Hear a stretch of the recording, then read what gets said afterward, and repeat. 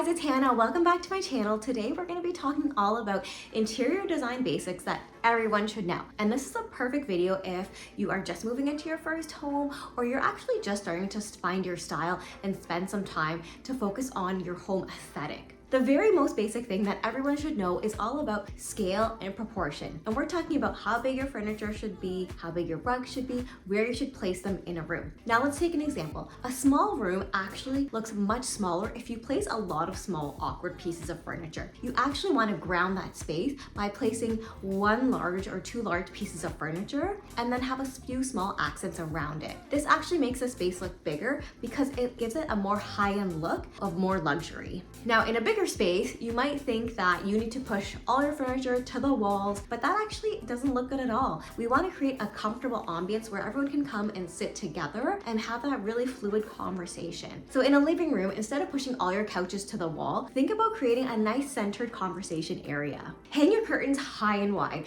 One of the most common design mistakes is that people will mount their curtain rod right above the window, and then the curtain actually doesn't even fall to the floor. So you want to think about adding your curtain rod high, almost as high as the ceiling, and if it's across the whole room, it's going to make it look so much more high-end and luxurious. The type of fabric you use for your curtains is also going to make a big difference in the ambience of the room. A few years ago, everyone was using the curtains that had the grommet in them that went through the rod, so those are not in style anymore. You want to think about using a pleated curtain, and it actually hooks onto the curtain rod and creates those really beautiful pleats. That's one of the things that's going to make your room look taller as well, because you've got those pleats that go vertical. You need a bigger rug than you think. A lot of times people buy a rug that's just too small for their space and it ends up sitting in the middle of the room. You want the rug to ground the space. And so this is really important because you want your furniture to actually sit on the rug. In a living room, you want at least the front feet of the couch to sit on top of the rug. A good rule of thumb I like to use is to leave about 12 to 18 inches of wood flooring around the perimeter of your room so the rug sits in the room, it has a good scale,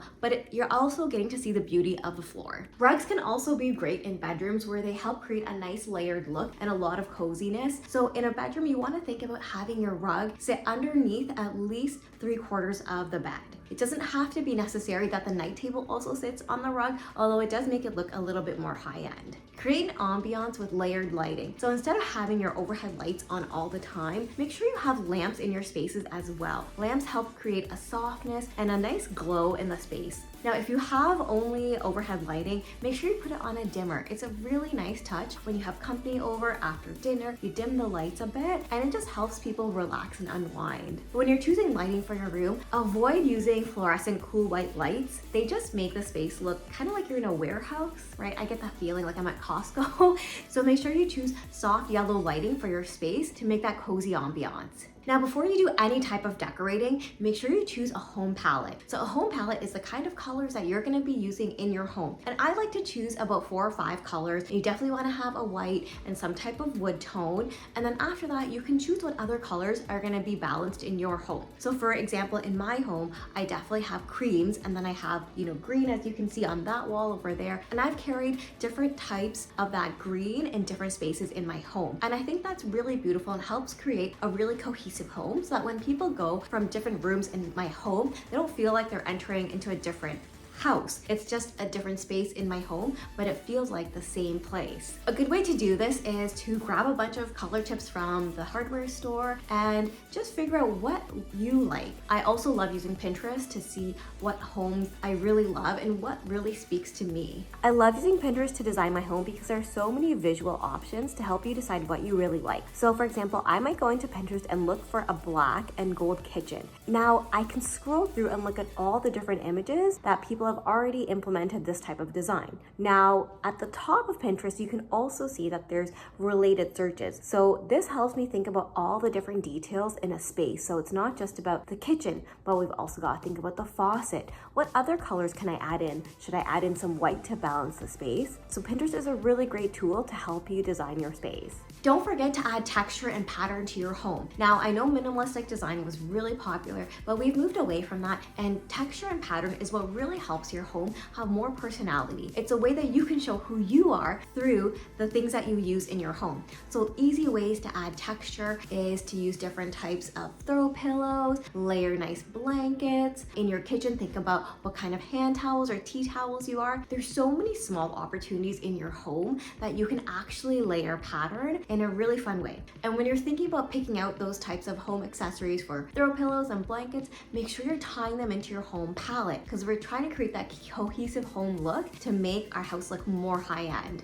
One of my favorite ways to add pattern to any space is to use wallpaper. And wallpaper can be intimidating, but I have wallpapered tons of rooms, and my biggest advice for beginners is to use peel and stick wallpaper. This is one, the easiest type of wallpaper to use because it's literally like a giant sticker. You don't have to deal with any messy paste. And two, if you're not really sure about how much you're gonna like the wallpaper, it's removable, so you can peel it off your wall and your wall remains intact. One design basic that everyone should know is that when in doubt, you should create symmetry in your home. Now, if you have a space in your home and you just don't know what to do with it, when in doubt, create symmetry. So I'll give you an example. This bookshelf behind me, it's actually symmetrical. So I've got the same number of shelves on each side, as well as the same number of cabinets. Sometimes you might walk into a room and you're not really sure why the design just feels off. The room might not feel balanced, but when you take a step back and you actually think, is this room symmetrical? You'll realize that any room that does not have symmetry just feels a little bit off. Maybe it's the flow of the room that doesn't feel right, but I highly recommend having symmetrical furniture placement in your room. This is the easiest way in your home that you can design it to make it look like it really flows and is very balanced. Ways that you can create symmetry in your home is in a bedroom, adding 2 nightstands to each side of the bed, ground your living room with 1 large sofa and then 2 chairs on one side and a smaller love seat on the other side.